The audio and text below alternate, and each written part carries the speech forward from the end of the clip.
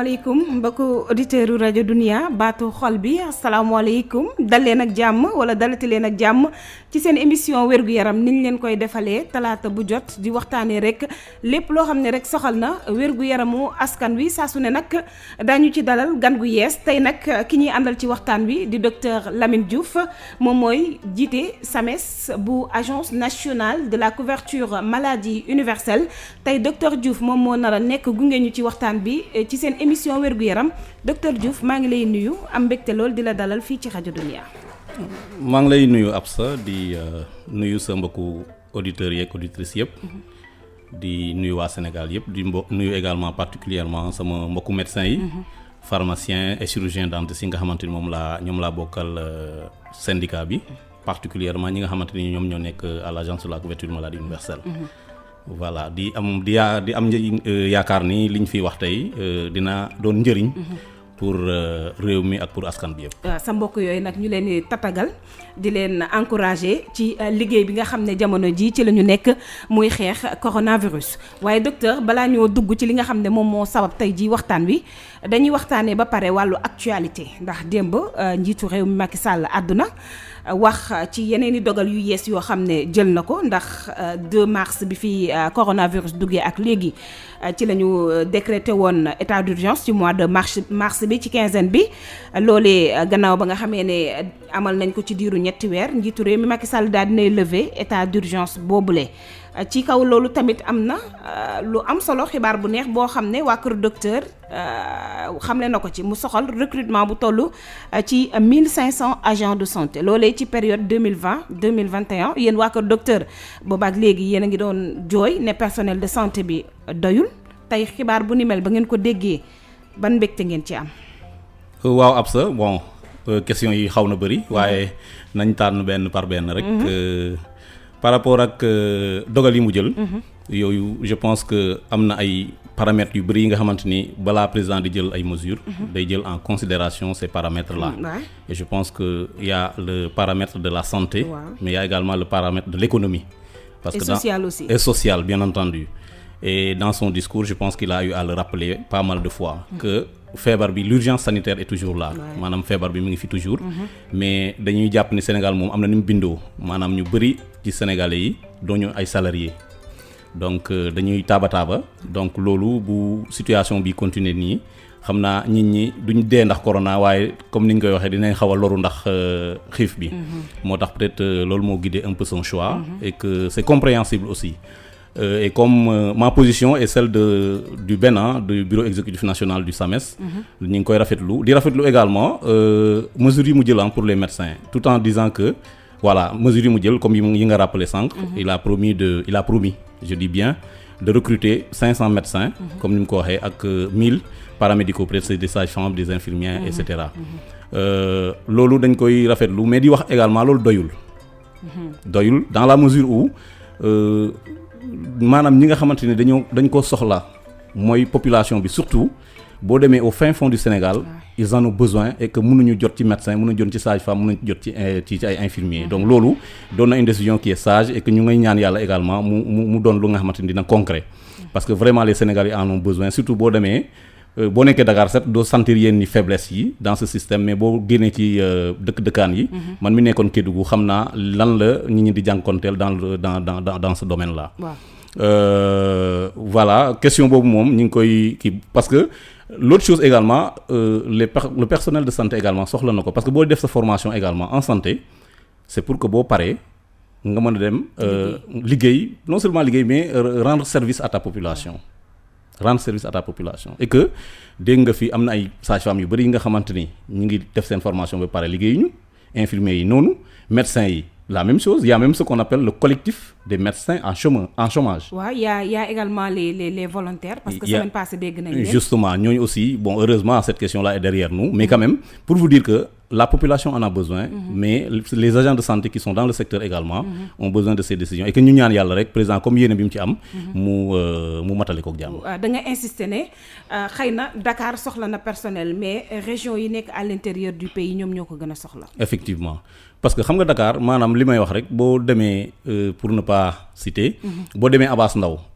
jëluñu en charge pour une raison X ou bien pour une raison Y mën nga dem CTO wala nga dem Youssou Mbargane wala nga dem feneen mais dans les régions maanaam les distances sont tellement importantes et que daanaka yi am na yenn structures yi nga xamante ñoom kese ñoo fa mën a jël yenn pathologie yi donc ñooñu soxla nañ un personnel qualifié soxla nañ également un plateau technique digne de son nom parce que ki nekk Dakar maanaam ni mu soxlaa des soins de qualité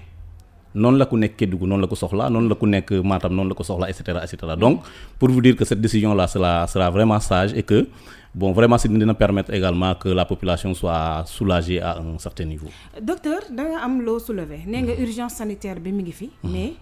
njiitu réew mi dogal bi mu jël yéen ànd ngeen ci lu bu njëkk bi mu assouplir restriction yi yéen àddu woon ngeen. wax ne quelque part est-ce que njiitu réew mi moom concerté na ñi nga xam ne ñooy expert de santé yi laataa muy jël décision bu ni mel tey bu ñuy dem bay dégg ay 100 nombre de décès yi tey jii yéeg ba 112 docteur njàqare amul. waaw njàqare am na moo tax ma ni cette décision là elle est guidée par différents paramètres mais li ñu mën a jàpp dans le domaine de la santé mooy c'est vrai que urgence sanitaire mi ngi fi ba léegi moo tax si njiitu réew mi jëlul décision rek ni sénégalais yi def leen lu leen neex boo xoolee dans son discours il a répété pas mal de fois le respect des mesures barrières surtout le port des masques surtout le port des masques parce que bëgguñu yegg ba fi nga xamante ni également dañu ni on a levé le couvre-feu on a levé l'état d'urgence mais ba nit ñi di def li leen neex parce que je pense que dans ce sens là ku ci nekk ci sénégalais yi man yow ak keneen war na doon son propre médecin maanaam lépp luy nga xamante ni c'est des mesures barrières de façon individuelle mu koy jël parce que boo protéger sa bopp rek généralement di nga mën a protéger sa vis-à-vis donc loolu day tax de façon globale communauté bi ñu mën a protéger suñu bopp peut-être les mesures barrières on peut y revenir. Docteur dañuy wax ne Dakar moom mooy épicentre maladie bi fi la ulee ñaay ak yeneen dëkk. yaakaar nga ne loolu noonu c'est rassurant est-ce que foyer yi nga xam ne fa la maladie bi di développer fa lay gën di développer sax laay wax détecté nañ leen réellement. waaw bon loolu moom peut-être que y a des gens qui sont plus proches de la prise en charge ou bien en tout cas de la lutte contre le Covid peut-être ñoom mën nañ ci kii mais li ñu jàpp ci les statistiques c'est que ce sont ces 3 régions là qui sont beaucoup plus touchées à savoir la région de Dakar la région de Thiès et la région de Diourbel loolu moom c'est avéré que c'est les statistiques ñoom ñoo ko wone maintenant nag peut-être que tests yi am tollu woon na benn dayo bi au début gis nañ ni temps yi moom yéeg na bu baax a baax xëy na état mi ngi def ay efforts di yokk tests yi pour vraiment pouvoir détecter le maximum mais encore une fois situation bi bu tolloo fii c'est vrai que c'est critique parce que boo nee 112 décès effectivement comme ni nga ko waxee benn décès rek dafa diis benn bakkan bu rot rek dafa diis donc boo demee ba 112 sincèrement et que ñu sentir ne population bi également am na ñenn ñi nga xamante ni moom ils ont carrément relâché sincèrement ça rassure pas trop mais en tout cas ñu ñaaxante rek ba parce que ñun ñëpp ay xëy na ay Sénégalais lañ am na ñi nga xamante ni c'est des porteurs de voix bu ñu waxee peut-être dinañ leen dégg ñooñu nañ góorgóorlu soobu ci xeex bi pour wax ak askan bi pour vraiment ñu mën a jëfandikoo les mesures barrières pour que vraiment ñu mën a muccal seen i njaboot. tey jii am na ay approches yu yees yoo xam ne xëy na kilifa yi jël nañ ko. loolee ngir gën a yombal prise en charge bi ñi nga xam ne ñoo di malades yi mais également médecins yi. mën leen alléger tuuti la tâche parce que dañuy gis ne centre de traitement yi fees na. tey ministre bi wax na ne comité des experts bi nga xam ne ñoo war a jublu ci lu mel dinañ valider prise en charge extra hospitalière bi à partir du 2 maanaam gannaaw suba. nga yaakaar ne prise en charge extra hospitalière bi mën nañ ko réussir. waaw parce que en fait ñi nga xamante ni ñoom ñoo jiite la riposte xeex bi le comité de gestion ñooñu maanaam xam nga les décisions sont dynamiques comme ni ñu koy waxee dans le domaine de la santé maanaam nekkul ne damaa jël décision bi rek ci laay wéy parce que booy jël décision également comme ni ñu koy waxee chaque fois il faut évaluer en fonction de la situation boo évaluer nga xamante ni fii war nañ yokk jéego bi da nga ko ciy yokk parce que comme wax nga ko sànq dans ta question tu as dit que les structures de santé sont saturées pratiquement ou bien les centres en tout cas qui sont dédiés au traitement de ces cas Covid sont un peu saturés donc il faut ñu xool beneen solution parce que tamit doo nekk ci face à une situation bi nga xamante ni nit ñi dañuy am corona ñu positif nga di leen di seetaan. donc il faut nga sàkk pexe pour mën a jël ñooñu en charge je pense que aussi comité boobu en même temps du doon prise en charge bi nga xamante ni bon daf leen di wax toog leen seen kër mais ils vont mobiliser peut-être des équipes qui vont pouvoir quand même prendre en charge de façon efficace ces malades là. mais si dëkk bu mel ne Sénégal ak système de santé bi nu ñuy doxee ku nekk xam na ne sooxe na de personnel bi. waaw comme li ma la wax sànq rek maanaam ci décision président bi c'est une très bonne décision mais sauf que doyul ba léegi en tout cas lu mu mën a recruter mu gën a baax parce que population bi soxla na ko encore une fois à l'intérieur du pays da nga fay gis ñi nga xamante ni vraiment ils ont besoin de soins de soins de santé yi nga xamante ni mën nañu ci jot donc luñ ci gën a yokk rek mu gën a baax. ñu gis ne cas communautaire yi saa ñu xëyee docteur day gën a yokk Dakar moom dafa mel ne fi la wulee ñaay ci contexte boo xam ne nag dañ ne état d'urgence amatul couvre-feu amatul situation bu ni mel docteur nan lañ ko mën a gérer. waxtaan rek communication bi ak sensibilisation bi y a pas une autre solution. nga yaakaar ne loolu moo koy saafara parce que boobu ba léegi ñu ngi communiquer ñu ngi wax. waaw mais ñu bañ a taay rek xam nga àdduna moom mais nañ ci boole comme li ma wax sànq rek nañ ci boole ñenn ñi y a des porteurs de voix yi nga xamante ni quand même déggal nañ leen. saa yu ñu waxee quand même nit ñi dañ xam ni wax nañ je fais allusion peut-être aux certains chefs coutumiers aux certains chefs religieux ñooñu quand même bu ñu waxee nit ñi dañ xam ne lii kat wax dëgg si yàlla farata la. donc cas communautaire yi moom duñ ko fajee nen dul que chaque membre de la communauté jéem a jël ses mesures individuelles d'abord pour se protéger et pour protéger sa famille il y a que ça il y a pas autre chose. mais est-ce que sénégalais yi dégg nañ loolu. waaw ben même am na ñu ko dégg quand même am na ñu dégg parce que yaa ngi ciy góorgóorlu man maa ngi ciy góorgóorlu bi may ñëw takk naa sama masque fekk naa également seen agent yëpp takk nañ masque bi may ñëw jëlal nañ sama dispositif bi mi ngi fii de lavage des mains bon jëlal nañ ma sama température defal nañ ma gel et cetera je pense que si toutes les entreprises font comme ça et que population bi également jàpp ci xam ni bu ma soxlawul dara ci biti war naa fa mën a bañ a dem nit ki bu ma ko kiiwul mën naa ko ni asalaamaaleykum bañ ko jox loxo bañ a dem ci marché yi di xat-xatloo bu fekkee aw ma fa soxla bu nga xamante ni jàmp na ak yeneen ci mesure barrières yi yenn ngénte yeeg yenn xaw yi nga xamante ni mën nañ ko moytu ñu moytu ko parce que loolu non seulement gaspillage la mais également dans ce contexte là rassemblement yi dañ ko war a bàyyi dama jàpp ni gouvernement bi moom bu jëlee ay mesures c'est pour nous protéger te yaakaar naa ne ku la naan jaaral fii pour wër wax dëgg si yàlla yow yaat yi gën a war a mën a jàkkamti pour jaar foofu. bokk auditeurs yi yéen a ngi suivre seen émission wérgu yaram ñu dalal fi docteur Lamine Diouf moom moo jiite nag secrétaire moom moo jiite SAMES bu section agence nationale de la couverture maladie universelle docteur. yéen de fan yi am na lu ngeen di tawat te dañu gisoon ne ñu bëri. ñu nekkoon ci personnel de santé bi wala ñu nekkoon ci yeneen i activité dañoo gelé woon seen ay mouvement yéen lan moo tax ngeen bàyyi ba heure bii daal di jóg di yëglu qu'est-ce qui ne va pas docteur. Voilà Absa c'est important nga ni lu tax nga leen bàyyi ba heure bii maanaam li ñu tax di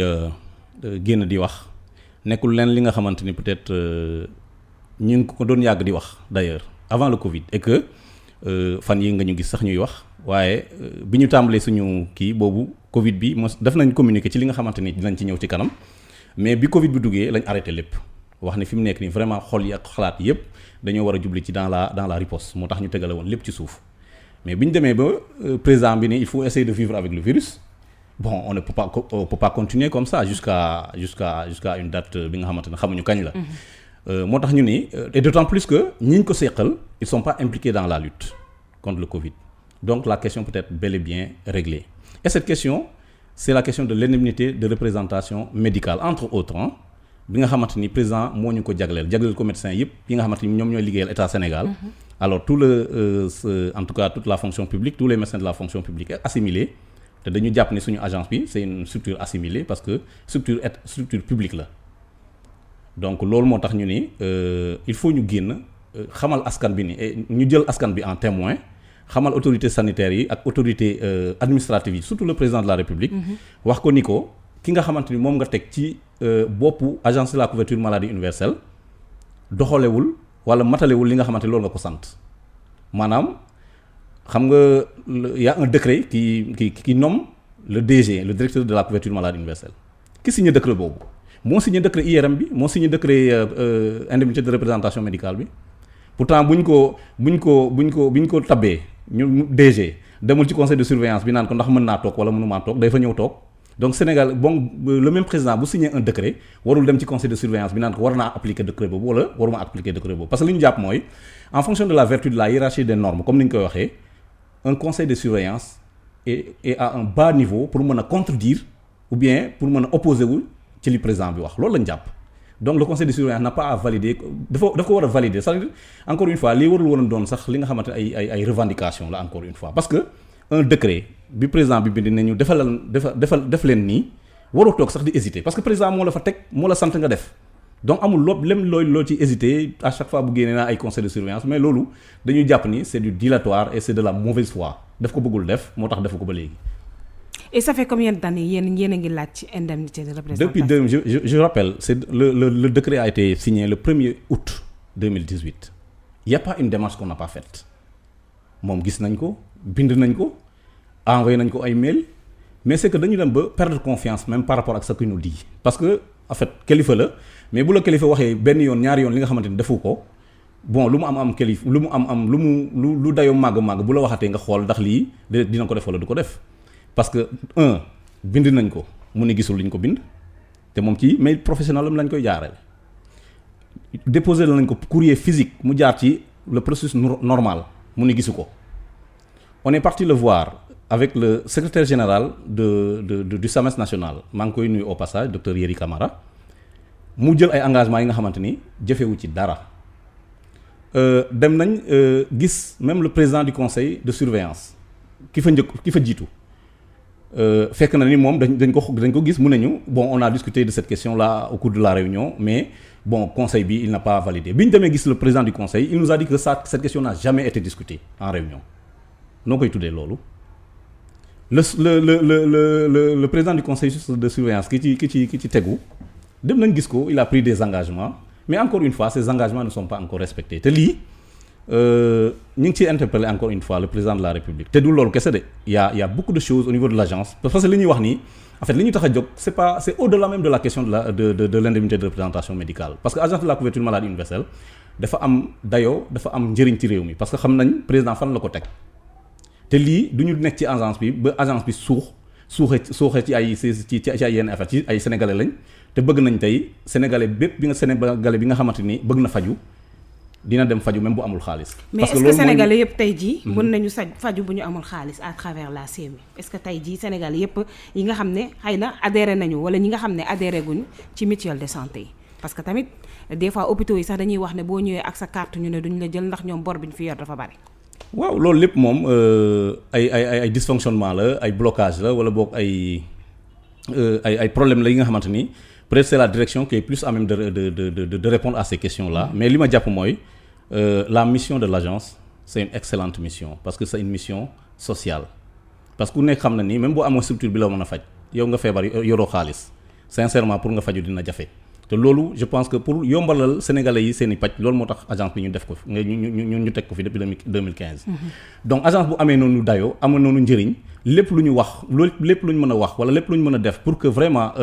agence boobu ñu mettre ko dans de bonnes mains bi nga xamante ni dina permettre sénégalais yi ku bëgg a faju dina faju correctement loolu duñ ci tàyyi au-delà même de la question de l'IRM suñu agence bi lañ bëgg a sauver parce que dañu gis ni nañ koy doxalee vraiment nekkul li nga xamante ni noonu moo gën. tey jii docteur yéen ay docteur ngeen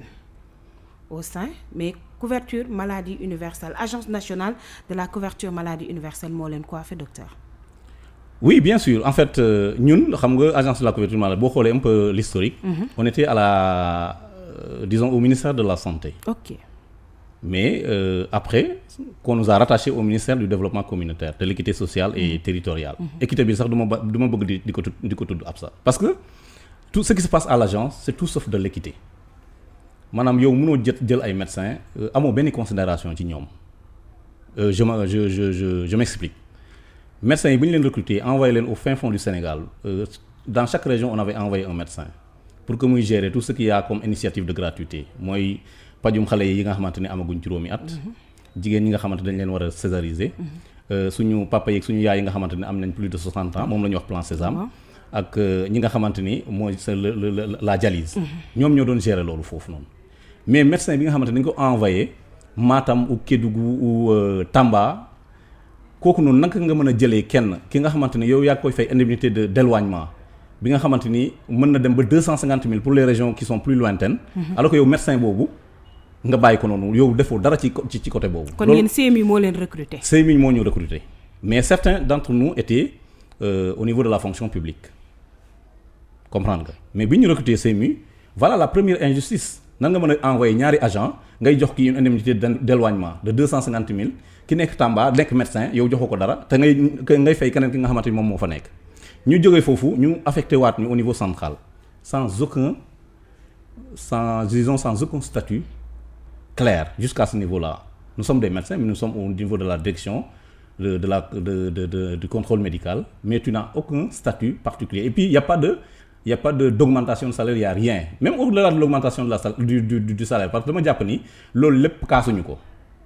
parce que dañuy jàpp ni agence bi dañ ci war a jàpp ba fépp fu ñu tudd couverture maladie universelle ñu jàpp ni être fier que on fait partie des gens qui ont relevé le défi par rapport à la couverture maladie universelle du Sénégal loolu lañ moo ñu fi bàyyi te loolu la ñu dox ba léegi mais il y a tellement d'injustice que loolu il faut ñu wax ko nit ñi ñu xam ko ñu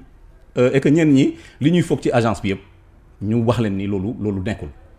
parce que yaakaar nañ ni bon médecins yi ils sont hyper payés et cetera te DG ci boppam am na ci benn rencontre bi nga xamante ni def nañu ni je ne vous parle même pas de votre question d'indemnité mais je vais revaloriser votre salaire parce que gis naa ni seen salaire vous êtes vraiment mal payé au niveau de l'agence vous les médecins defu ci dara ba léegi indemnité bi defu ci dara ba léegi fu ñu jaar wax nag mu jaar miim fu ñu jaar wax mu jaar fa miim mais li ñuy wax c'est factuel beneen manque de considération par rapport aux médecins demal agence tey suba je t'invite au niveau de l'agence à 10h nga ñëw say caméra les médecins sont confinés à 4 par bureau des cadres de la hiérarchie A spéciale tu les mets dans des locaux exigus jusqu'à 4 par bureau loolu c'est du respect par rapport aux médecins nga jël ñeneen ñi nga xamante ni bon je veux pas nga jox leen des bureaux yi nga xam ne c'est spacieux et tout quand même c'est-à-dire il faut un minimum de considération quoi pour la corporation. mais docteur xëy na suñu ñëwee ci conditions de travail yi mais yéen tey jii yéen a ngi tawat ne seen ay bureau dafa exigu tey jii lan ngeen di def ci ay bureau non en fait loolu dama ko évoquer pour juste vous faire comprendre respect bu ñu war a am ci médecin te amuñu ko ci. waaw. mais en réalité je sais que en âme et conscience man sama liggéey tey c'est aller dans les structures pour faire du contrôle médical. mooy loolu mooy sama rôle. dans l'agence. seulement dama la koy wax pour te faire comprendre que quand même médecin c'est quelqu'un qui a fait quand même au minimum bac plus 8 c'est pas n'importe qui même si bon il y a d'autres qui ont fait tout le monde a du mérite dans ce pays-là mais je pense que il faut un minimum de considération loolu foofu rek laay waxee mais je sais que bon nous devrons être beaucoup plus sur le terrain que dans des bureaux moo tax d'ailleurs on n'a jamais réclamé cette question-là mais dama lay wax rek pour vous dire que dama lay wax loolu pour booleel la ci manque de considération bi nga xamante ni moom moo fi nekk mais c'est pas pour quoi que ce soit dama ko ci ñambaasaale noonu rek mais pour vous dire que ñun ñoo gën a xam ne suñu mission c'est vraiment être dans le terrain. xam nga tey jii da nga évoqué lu am solo parce que tey jii ñu bëri ci askan wi ñoom réere woon nañ mbir ne agence nationale de la couverture maladie universelle ñoom am nañu personnel médical boo xam ne moom moo leen di représenter dans les structures hospitalières ba nga xam ne suñu demee ñooñu ñoo leen war a jël en charge tey jii tudd nga ko mooy gratuité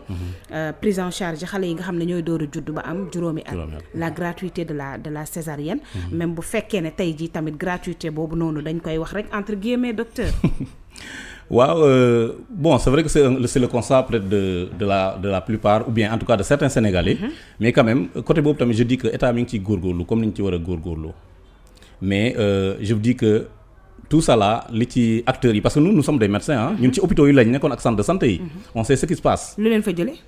bon c'est parce que non nekkatuñ fa on veut venir au niveau de l'agence de la couverture maladie universelle parce que xam nga dans le système de santé. su ngeen ñëwee ci agence bi léegi malade bu ñu demee hôpital ku leen di lijjanti. mais il y a toujours des médecins à l'hôpital je veux dire on était là-bas mais mission yi ñoo bokkul en fait les hôpitaux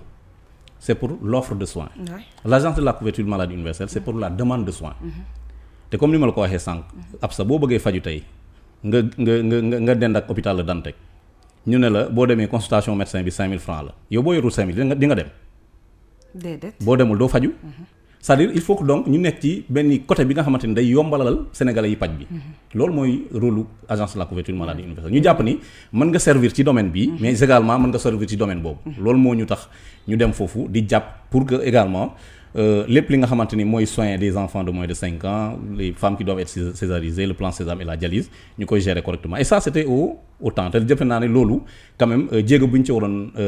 def nañ ko ba mu doy. maintenant pourquoi maintenant il y a des questions d'effectivité ou bien nit ñi maanaam ku dem hôpital duñ la jël en charge et cetera et cetera. Peut-être certains expliquent que c'est le retard de remboursement. Que agence daf leen a yoral xaalis bi nga xamante ni remboursé wu leen donc voilà duñ toog di parce que ku la leb tey ab sa te fayuloo ko boo ñëwee di ko lebaat tamit day poser problème wala boog boo ko lebee 5000 mu ne la 2500 laa la mën a jox bon c'est moo tax yëf yi xaw a kii mais quand même côté boobu tamit je précise que vraiment état bi mu ngi ciy def ay efforts parce que quand même y a une certaine partie des fonds Covid-19 qui sont quand même dégagés pour que vraiment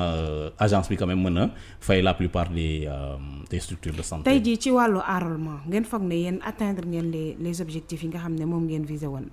la moitié des objectifs su ma ko mënee waxee noonu. Bon loolu aussi je pense que je suis pas dans ce domaine-là des mutuelles de santé. Mais da ngay dem di superviser. Oui bon je suis pas au cœur du dispositif des mutuelles de santé je pense que on peut vous indiquer une personne mieux habilitée. Mais docteur du ñàkk ne am na loo ci xam parce que yéen vous êtes sur le terrain. Non on est sur le terrain mais maanaam la procédure c'est en fait c'est dynamique maanaam boo atteindre une certaine couverture tey.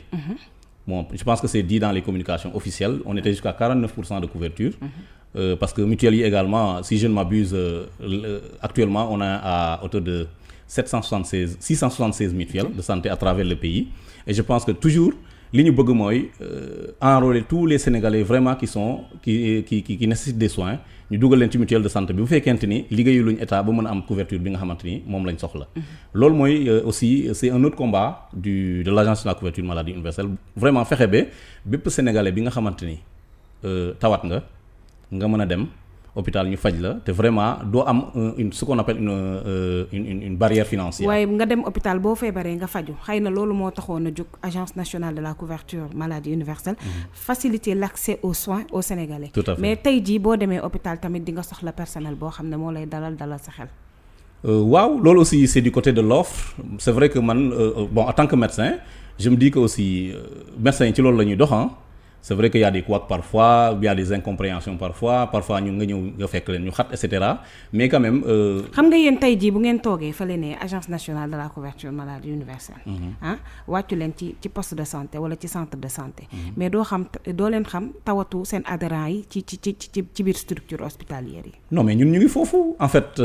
xam nga ñun on était comme li ma la wax sànq. xam nga ñun tëbuñu rek ñëw agence de la couverture maladie universelle on était dans les structures.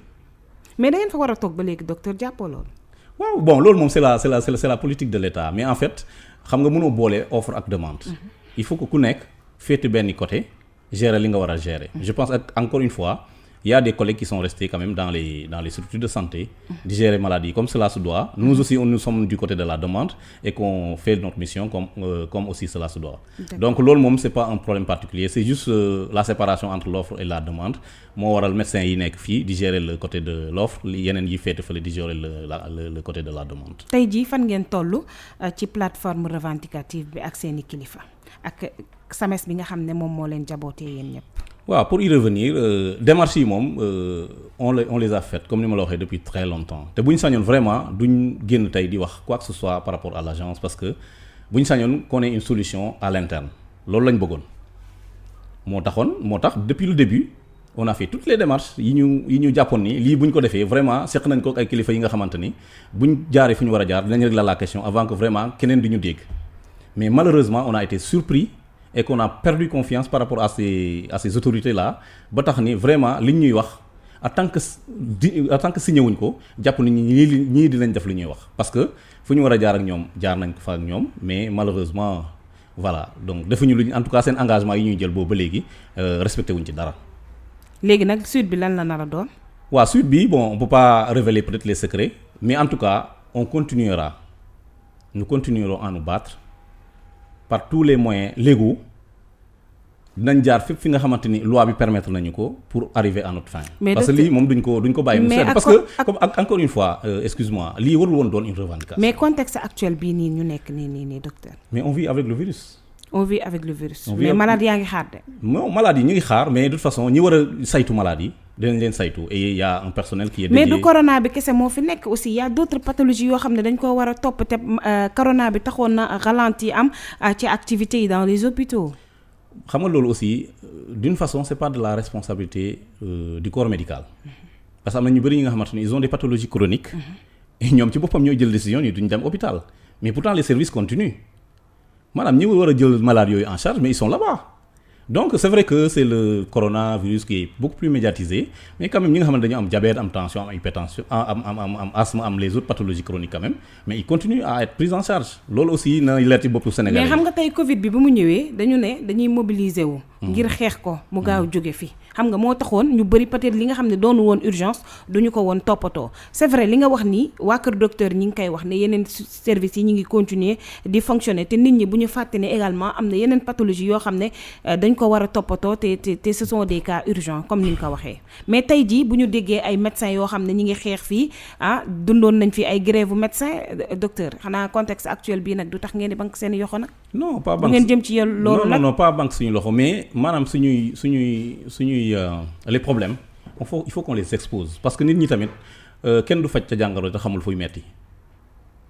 te si tu subis une injustice maanaam boo noppee rek dafay mel ni da tu es complice encore comme ni mu la ko waxee sànq la question de la section SAMES de l'agence de la couverture maladie universelle ça va au-delà de la question de l'IRM de la question de tout ça va même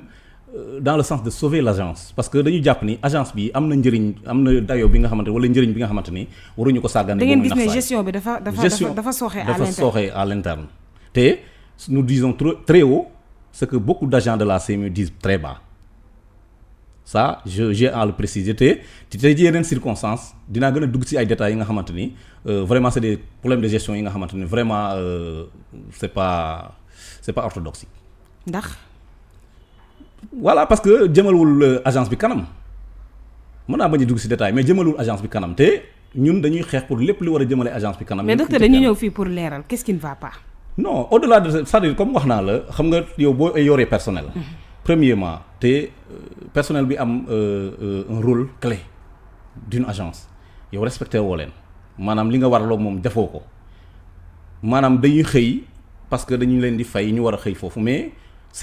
ils ont le cœur pincé quand ils vont à l'agence parce que en fait li ñu koy doxalee encore une fois il y a certaines choses yi nga xamante ni du ma toog ci télé di ko dévoiler mais bu ma toogee ki nga xamante ni war naa ko wax wala suñu am na ñi nga xamante ni bu ñu toogee ñoom dinañ leen jox sur un papier li nga xamante ni moom moo doxul ci agence bi te juñu doy na borom xel. te da nga jàpp ne fi mu ne nii agence bi fi mu toll dañ ko war a sauver. dañ ko war a sauver parce que en fait voilà il y a tellement de problèmes mais en fait encore une fois. mais comment nan lañ ko mën a sauver. xam nga agence bi kenn moo ko fi teg. jàngoro waaw dafa am ku koy faj. waaw merci boo wax sa jàngoro kenn du ko faj. waaw d'accord mais am na fi nga xam ne wax nañ la ay quelques jàngoro ay quelques signes boobu. waaw boo ko jëlee agence de la couverture maladie universelle comme étant une maladie. parce que docteur nga xam nga bu baax li ma lay wax. voilà on parle de. feebar boo ko détecté kon am nga war nga am diagnostic boo war a établir. effectivement xam nga jox nañ la quelques signes jox nañ la le problème des logements. xam nga dans notre communiqué génn na naan non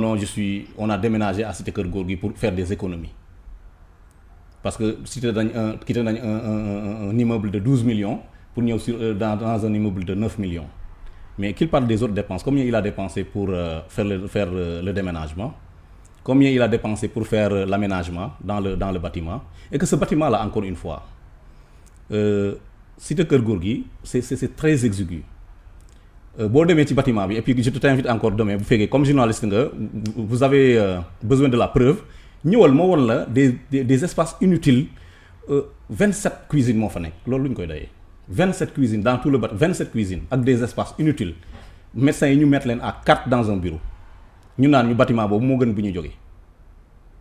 sans compter les autres aspects loolu c'est factuel tu peux venir demain tu vérifies ça si tu veux tu montres ça à ta télé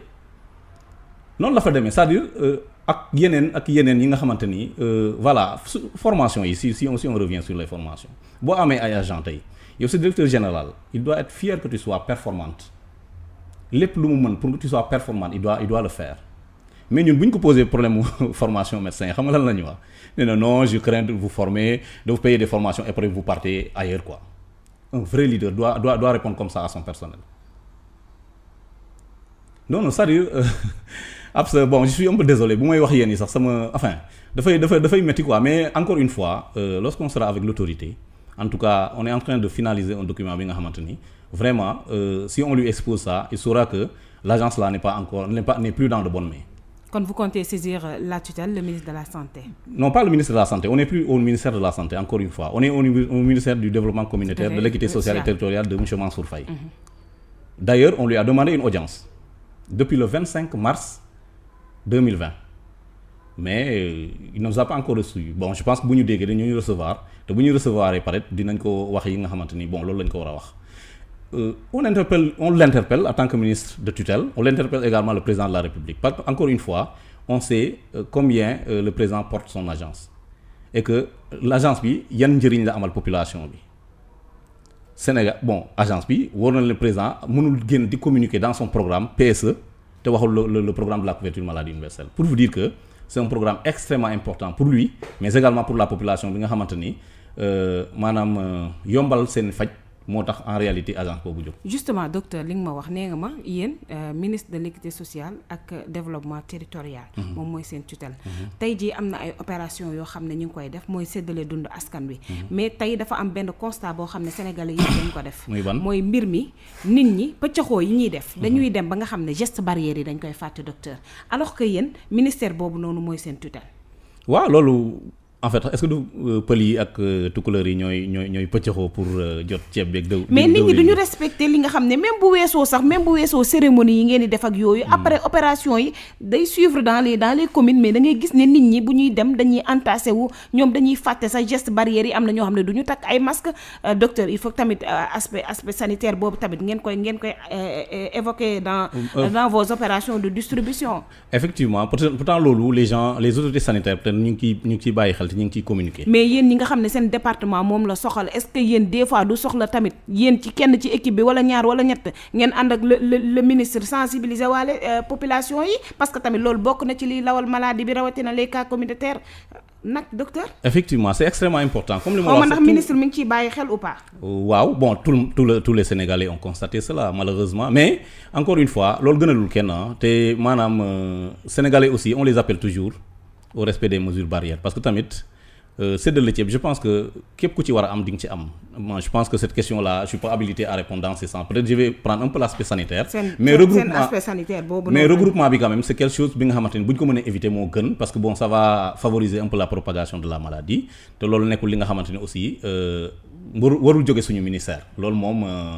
loolu la am ci li ma ci tontu mais regroupement yeeg yooyu noonu bon la manière dont les choses sont distribuées loolu moom je laisse les personnes qui ont peut-être la prérogative d'y répondre ñu apporter ci ay réponses quoi. D'accord docteur daanaka waxtu bi xoj nañu. tey jii ban message ngay lancer ñi nga xam ne ñooy Sénégalais à travers dogal yi nga xam ne njiitu réew mi jël nañ ko parce que Sénégalais ñoom fi mu ne nii dañoo jàpp ne dañ leen a tëjoon kaso fi mu ne nii dañ leen libérer lu leen neex def. alors que la pandémie est toujours là te saa suñu xëyee mi ngi gën di yokk. Alors la pandémie est toujours là l'état sanitaire l'urgence sanitaire est toujours là je les appelle juste au respect des mesures barrières comme ni ñu koy waxee en tout cas ñuy raxas loxo yi le plus fréquemment possible nga nekk ak sa gel hydroalcoolique également fii ci endroit yi nga xamante peut-être tu peux pas te laver les mains tu respectes un peu la distanciation physique vraiment bàyyi joxe loxo yi bàyyi rassemblement yi nga xam ne mën na ñàkk et surtout le port du masque systématique et correct parce que je rappelle également le correct j'y insiste parce que pël yeeg tukuleur yi maanaam da ngay gis ñu sol masque teg ko ci sikkim bi wala ñu sol masque teg ko ci jë bi wala ci buntu bakkan bi ça également vraiment boo solee masque dafa war a couvrir et le nez et du nez jusqu'au masque bi dafa am de la racine du nez jusqu'au menton dafa am nañ koy solee donc et président bi insiste na ci port de masque systématique et correct loolu aussi bëggoon nañ ko dénk askan bi bu ñu paree ci loolu ñu ñëw toujours au niveau de l'agence ñu wax ni ñun lu ñu soxal mooy ñu sauver agence te le directeur général de l'agence respecte les droits des travailleurs loolu aussi c'est une chose extrêmement importante parce que tant que respecté wul les droits des travailleurs yaakaar naa ni résultat yi nga xamante ni moom lañ ko sas wala performance yi nga xamante ni foofu la war a egg jàpp naa ni pour mu àgg fa dina jafe. tey dañ doon waxtaanee lépp loo xam ne dafa jëm rek ci wàllu wér-gu-yaram au niveau de vos difficultés au niveau de l'agence nationale de la couverture maladie universelle xam naa ñoom ñiy topp émission bi ubbil nañ leen seen bunt parce que jéem nañu joindre ki nga xam ne moom moo yor wàllu communication bi di suñu confrère Ali Fall ci lu jëm ci seen plateforme revendicative ak li nga xam ne jot ngeen ko tawat fii pour mu indi droit de réplique au cours de l'émission jéem nañ ko joindre ba sonn mais jotuñu ko mais saa bu gisee rek suñu appel mun na rappeler parce que ubbil nañ leen seen buntu ñoom tamit ñu indi li nga xam ne mooy seen droit de réponse mu nekkoon suñu émission wala seen émission wér-gu-yaram ñu dalaloon ci rek docteur Lamine Diouf moom moo jiite SAMES section agence nationale de la couverture maladie universelle jaajëfal bu baax Ousmane Diouf mi faree woon ci machine bi dig daje talaata bi ñu dëkkmal ci beneen numéro jaa ngeen jëf.